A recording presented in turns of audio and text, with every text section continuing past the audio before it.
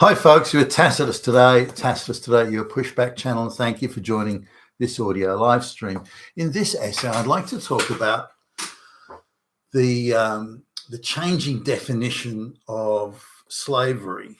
Now, I've noticed a few pieces floating around on the internet. One recently, which, if you want to do a little bit more research into this, just have a look at a recent online debate, or whatever you want to call it. I think it might have been hosted by a news outlet, a media outlet in Britain, where Rafe Hadel-Mankoo and a couple of other people were discussing what slavery was. Now, the issue was that as blacks had enslaved other blacks and then had transported those enslaved black people to the coastal ports where the white traders would move those already enslaved black people that were brought there by their black slave masters, move them to the Americas, North America, South America, the Caribbean, and so on. That the argument on one side is, well, hold on, no, the white people didn't enslave these blacks; they were already enslaved, and slavery was a widely used institution, long-standing institution in those areas, in fact, all over sub-Saharan Africa. And therefore, this idea that white people enslaved the black people is not true. Now, the argument's going around, and there was a sort of a bit of this during that discussion or debate as well. There was a black academic there, one of the classic race grifter, affirmative action type academics that keep getting pushed into these race grift type positions. But the argument that he began to sort of construct, although I didn't fully get there, but in other pieces that I've seen around suggesting that there's international coordination here, is they've introduced social power as a component, going back hundreds of years, 400 or 500 years. They've introduced social power as an issue here, saying, well, when blacks enslave each other, it's not really enslaving because they have equal social power. They're both black, they're both African, they're both from the same, they've both got the same technological capability. So it's not really slavery because they have equal social power. Now, this is a relatively new sort of play and propaganda sort of push in this wider debate. The basic reason, I think, is that the race grifters were losing not so much control of the narrative, but the traction of the narrative they were pushing has changed. So because white people didn't do the enslaving, because white people didn't transport those enslaved black people to the ports, this is the West African ports I'm talking about, and the only reason white people could then take up the next step, which is transporting the slaves from the already enslaved black people from Africa, those West African ports, to the Americas and the Caribbean. The only reason they could do that is because whites only and exclusively had that technological capability of long ocean-going voyages and vessels. And it's starting to get more traction on the other side, that the white slave ship owners had to bring slaves that were in healthy, good condition to the other end. Otherwise, they either couldn't sell them at all or would get a reduced price. And bear in mind, it's quite costly to run a vessel like that. The crew and the crew have got to eat and all that sort of stuff. The cost of the vessel. Those vessels made of wood had to undergo frequent and regular maintenance that was also quite expensive. So it's not a cheap gig to move this amount of people, regardless whether they're enslaved or not, move that amount of people across the oceans of the day. And it was, if the weather was poor, it could take 2 months plus to cover that distance. So the idea is you had to have healthy slaves coming to the other end. Some of the farmers and plantation owners and so on, they wanted people, slaves, workers. Because remember, it's more, it was perceived as a labour exchange in the day. It wasn't seen as slavery. It was just perceived as what I got to do to get workers to work, that type of thing.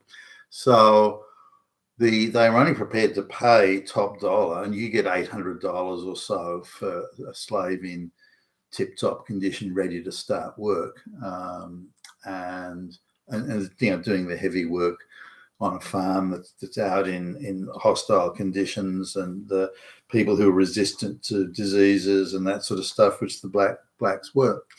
So when they arrived at the other end, you had to have a lot of now you had to be able to sell 50 slave, for example. I haven't got exact, and it depends on the size of the ship and the crew, but you had to be able to have 50 tip-top condition, I mean tip-top condition, health-wise, slaves at the other end to sell them to the farmers and the plantation owners. And if you couldn't do that, the voyage would either break even or lose money. And if there was, say, a bout of sickness on board, like dysentery or anything where the slaves arrived at the other end in poor physical condition, then nobody would pay for them, or you'd be lucky to get $100 or $50 or anything at all for slaves that were in a state of ill health. They just couldn't do the work. And what were they sick from? I mean, were they sick from some disease meant that they die a few weeks down the track? No farmer or plantation owner was going to pay for that. If you're going to pay top dollar, then you want tip-top physical condition slaves arrive. So the idea that slaves were packed in, a 10 million to the square inch, that's bullshit. They couldn't. If they were doing that, the slaves would arrive at the other end in such terrible shape that they couldn't have sold them for they couldn't have given them away, let alone sell them. So they had to arrive they had to be well fed. They had to be exercised on deck, and they had to get, water and so on. There were doctors on board that if the slaves got ill, they had to be treated, and so on and so forth. So when they did arrive at the other end, they could get they could get top dollar for it. So they had to keep the slaves in excellent health to do. So a lot of the thing, they all died on the voyage, they all arrived emaciated. That's bullshit, absolute bullshit. So it was a commercial enterprise. Yet they had to be in good condition to get the good price. Now $800 was a pretty big investment. So in addition to the slaves being able to do work, the plantation owners didn't want to have to keep on paying out those sort of bucks. So they wanted good physical specimens that could procreate, and then they could have, their homegrown sort of slaves rather than having to do this transporting across the Atlantic. So this too, they had to be good specimens for procreation. So this put a lot of onus on the sort of slaves that were wanted and could do the work and procreate. And again, the reason top dollar was paid, $800 a day, was a lot of money, was because all those boxes were getting ticked. But this, coming back to this idea of social power, has now been introduced into the slavery. This is the 16, 17, early 1800s. So we're going back 2, 3, 4, 500 years here where social power wasn't in the equation. So it's been retrospectively introduced. So, all right, so then the concession, firstly the grey scripter said, no, black people never would have been enslaved the other black people. Nah, not true. Or no, the white people just roamed around the African interior, grabbing any black people they could find. The absurdity of that narrative has collapsed. The white people usually stayed on the ship, and typically the boats, that like an agent would go and do the selecting of the slaves. There was some, but they would get out of the place as quickly as they could, and the boats bringing the slaves to the ships that were in the harbour, they were typically done by other black overseers and Arabs and so on. So anyway, that narrative collapsed, that it was the white people enslaving. So then it was, the white people were bringing the enslaved people to no, that didn't happen either. Those slaves were being brought to the port areas by other blacks, and as part of like a trading deal. So the black kings would get Western-made manufactured goods, and in return there'd be, so there's a lot of barter, things like that going on. And then they were transported, of course, to the Americas. Now, at this point, the only interaction that white people have is purchasing already enslaved people from the blacks. So from other blacks. They're not buying from other whites, and some Arabic trade as well there. But that was it. So that suddenly that sort of changes things. That doesn't look so bad at that point. The outrageous enslaving a free people. Well, none of the white people actually didn't do that. So let's get that part of the narrative straight. So they've reintroduced it, or they want to begin the discussion again, the race grifters this is, by saying, okay, all right, then we concede the black people did enslave each other and had done for hundreds, if not thousands of years, but that's not really enslaving, because they have equal social power. So because they're blacks enslaving each other, they have equal social power. So it's kind of not really slavery. You're just kind of getting some guys down the road to help you build your fence. That's kind of all it is. It's not really slavery. Well, hold on, it is slavery. Let's make that clear. The second tier that they go to is, well, okay, blacks did enslave each other. All right, we'll concede that point.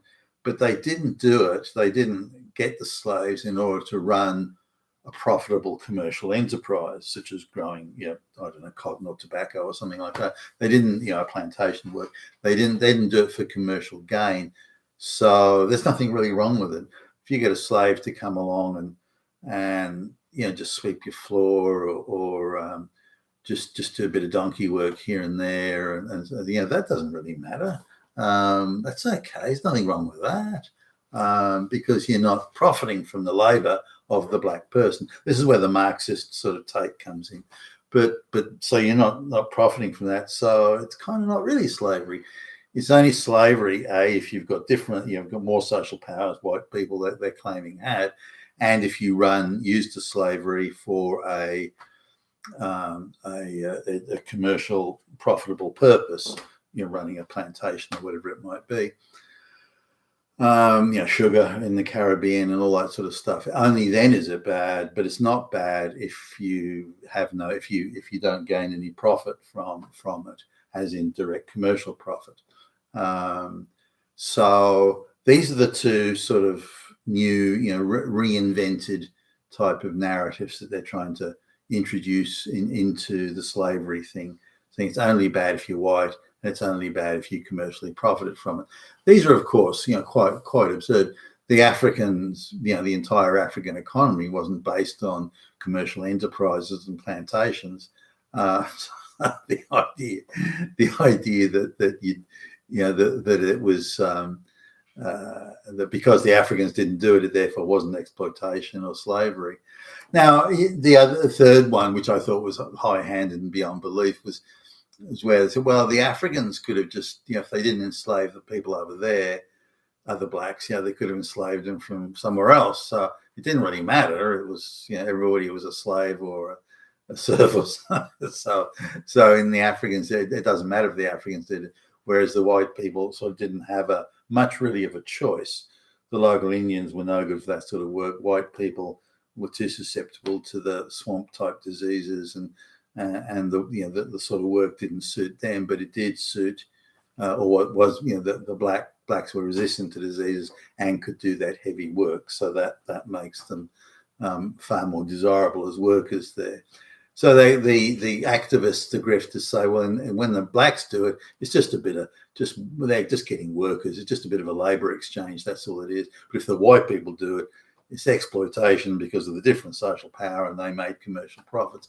This is, of course, a quite absurd line to take, but it's a narrative they started to introduce into the wider sort of slavery narrative to try and keep the pressure on white people. None of what you did, Whitey, was uniquely evil. If anyone else does it, it's not evil. It's not bad. It's just, who cares? But if Whitey does it, it's uniquely evil, and you motherfuckers have to pay. And that's really, so they're having to pivot and massage and readjust in order to keep that focus on the on the supposed unique guilt of white people and white people only. You've been with Tacitus today at your Pushback channel. Thank you for listening.